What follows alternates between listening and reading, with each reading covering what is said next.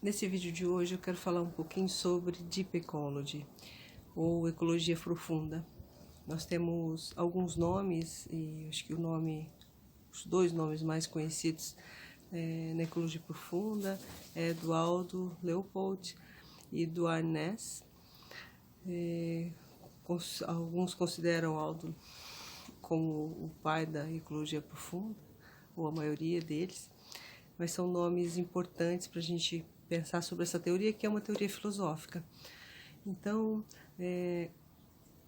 qual que é o grande ponto a se considerar quando estamos falando sobre Deep Ecology? O primeiro ponto é tentar sair, ou a estratégia, uma grande estratégia, ou um grande esforço desses teóricos é tentar fazer com que saiamos do antropocentrismo. E nisso eu quero falar um pouquinho mais, porque o antropocentrismo, eu penso, é um resultado de uma teoria mal aplicada, ou mal lida, ou mal compreendida, né? Nós, na filosofia, temos uma linha de pensamento que é denominada o essencialismo, né? E o essencialismo deu início com o Aristóteles.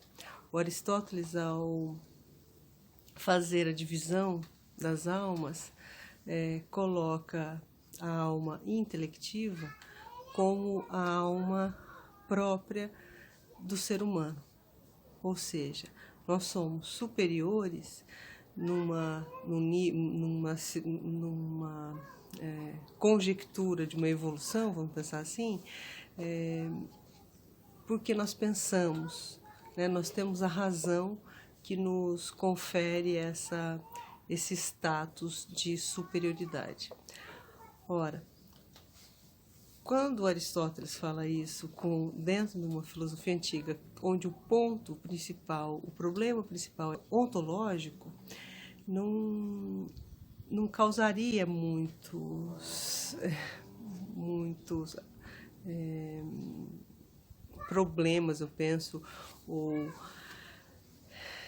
farpas, né, nesse pensamento. Porque ali estava se tentando compreender o mundo e nós no mundo, né? E talvez, de uma certa maneira, ele não esteja incorreto, dependendo se nós pensarmos que o ser humano é o que pensa sobre o seu próprio pensamento, né? Acontece que com a filosofia moderna, que nós pontuamos aí com o Descartes, o problema ele se agrava, porque a partir do momento que eu digo, ou que o Descartes disse, né? Penso, logo existo. Eu penso e tenho uma condição de perceber isso, uma percepção direta, sem nenhum mediador sobre essa minha existência, a não ser o pensamento. Ainda estamos, porque o Aristóteles também coloca o pensamento como o primeiro motor. Quando nós pensamos dessa maneira, olha o que se desenvolveu depois disso, né? Se tudo que está fora de mim seria possível de ser pensado como um objeto do pensamento, tudo que está fora também, depois com uma racionalidade instrumental, isso pode ser modificado ou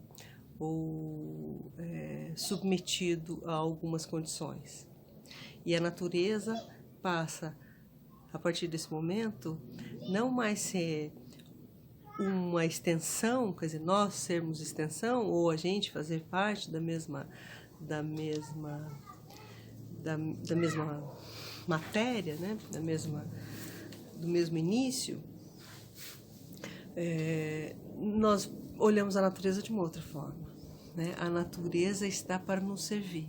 Então, a árvore que está ali, ela está para nos fornecer o fruto, está para nos fornecer madeira, oxigênio. Então, nós criamos uma relação de poder, lógico, mas de utilizar a natureza para os propósitos que a gente precisava, numa falácia, quem sabe, de temos que sobreviver e o progresso não pode esperar, não pode parar, né? Séculos se passam nisso, não é? E a gente se depara agora com o problema que nós temos.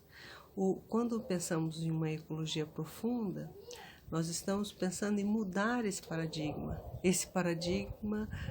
essencialista, né, de nos colocar como centro ou a vida mais importante do planeta, e começamos a perceber a vida humana como uma das vidas na teia da vida que está dentro desse planeta. Então, a vida a se preservar é a vida do planeta, porque dentro dessa vida estão todas as outras. E sem nenhuma posição de distinção, né? Com esse pensamento foi-se colocando outras questões de ética, né? De bioética e inclusive do direito, né? Os direitos das árvores. Nos Estados Unidos isso aconteceu bem anterior. O direito dos animais, é o que nós discutimos hoje, e que, no meu entender, já é uma discussão defasada, né? Se conseguirmos compreender a questão da ecologia profunda. Então, veja, pensar que temos que preservar o planeta, porque se não preservarmos, nós mesmos morreremos. Isso nada mais é do que a confirmação de um pensamento antropocêntrico, né? De um pensamento essencialista. Porque, na verdade, nós temos que preservar o planeta porque todas as vidas têm o mesmo direito, vamos pensar assim, né? Quando pensamos dessa maneira, nós estamos falando de ecologia rasa, né? O que os teóricos dizem. E a gente, no desenvolver desse problema, né, no embate desse problema entre os pensadores, nós achamos uma solução que seria a solução temos que preservar o meio ambiente. Isso é um outro problema, né? Porque o meio ambiente nada mais é de nós colocarmos novamente a natureza a nosso serviço.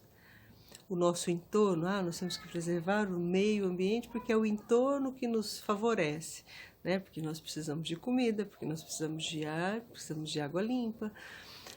Ainda estamos caindo nessa falácia antropocêntrica, porque para mim é uma falácia, né? Veja, talvez tenhamos que a questão mais difícil não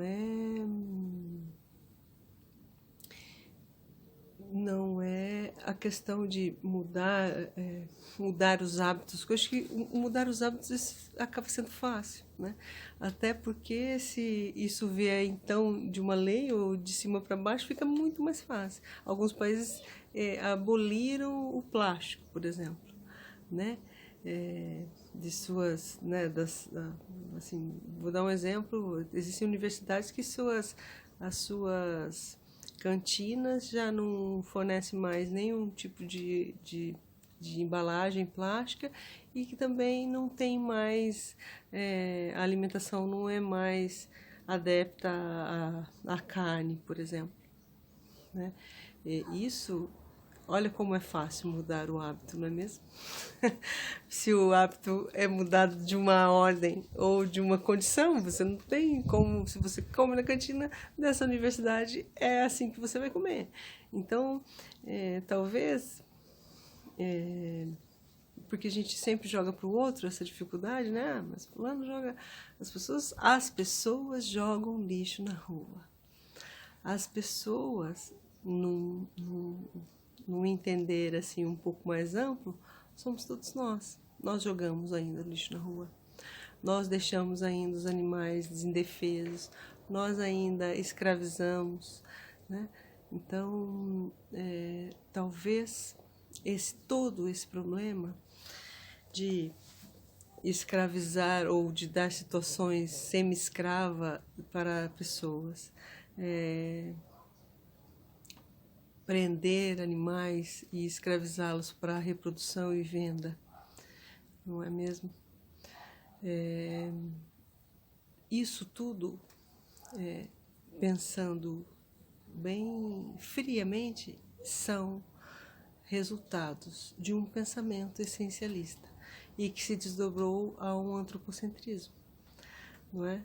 Nós achamos que podemos fazer isso porque nós estamos numa condição superior. A nossa condição superior é que nós temos condição de destruir imediatamente, se quisermos, porque a gente pensa sobre isso, não é? Esses dias, numa ida até a sorveteria com o meu sobrinho, ele confessa que talvez eu ganhe um hamster. E eu, por que você quer um hamster? Ele, não sei se eu quero, mas talvez eu ganhe, seja bom. Eu falei, bom ou divertido, o que vai ser? E ele contou que os hamsters são dóceis, mas alguns não são dóceis. Se são bem tratados, são dóceis, mas alguns não, porque ele tinha uma história de um amigo que o hamster do amigo comeu a cabeça do outro hamster. Eu falei, nossa, isso é uma história de terror. Ele, não, aconteceu isso. Eu falei, mas então talvez o hamster não estivesse tão feliz assim, ou não tão bem alimentado, você não acha? Ele, talvez não, né? Não tivesse bem alimentado. E daí eu levantei a questão que talvez eu nem pudesse levantar, que é, por que teríamos um hamster em casa? Pensa na mãe desse hamster, que também nasceu numa gaiola, que é filho de um outro hamster que nasceu numa gaiola, e que também o avô, tataravô, bisavô, sei lá quantas gerações anteriores nasceram numa gaiola. Por quê? Por quê? Porque nós queremos um bibelô que anda numa rodinha dentro de uma gaiola para a gente olhar e observar. Isso é um pensamento, né? Achando que por que nós temos esse direito? Qual é o que nos dá essa liberdade de aprisionar ou acorrentar ou simplesmente fazer daquilo uma diversão, não é? Como também é um posicionamento essencialista, no meu ver, e você pode chamar de antropocêntrico,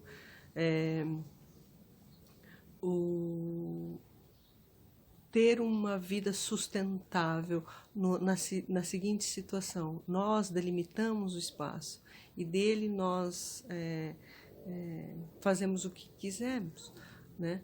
Então, nós temos que ir lá e falar, olha, isso é tombado pelo sei lá qual órgão, isso é patrimônio da humanidade.